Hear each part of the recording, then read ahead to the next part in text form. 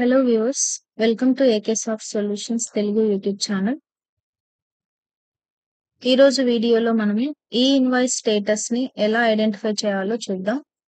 మామూలుగా మనం sale register లో ఈ ఇన్వాయిస్ స్టేటస్ చూసినట్లయితే ఏ బిల్ కి ఈ ఇన్వాయిస్ జనరేట్ అయింది, ఏ బిల్ కి ఈ ఇన్వాయిస్ జనరేట్ కాలేదు అనేది మనకు స్టేటస్ అనేది చూపించదు అనమాట.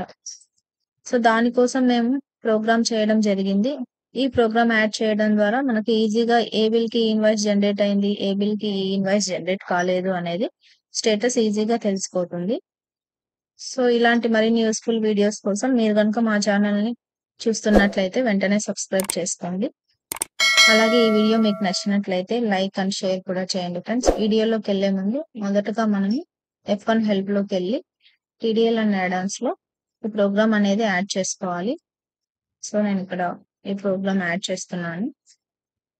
ఫైల్ లోడ్ అయిన తర్వాత మీకు ఇక్కడ ఈ ఇన్వాయిస్ స్టేటస్ అనేది సేల్ రిజిస్టర్ లో చూపించేస్తుంది అనమాట.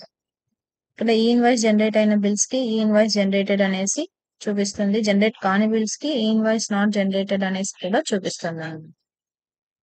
సో ఈ TDL అనేది మీకు యూస్ఫుల్ అనిపించినట్లయితే మీరు డిస్క్రిప్షన్ లో ఉన్న నెంబర్ కి కాల్ చేసి మీరు దీన్ని ఫ్రీగా తీసుకోవచ్చు.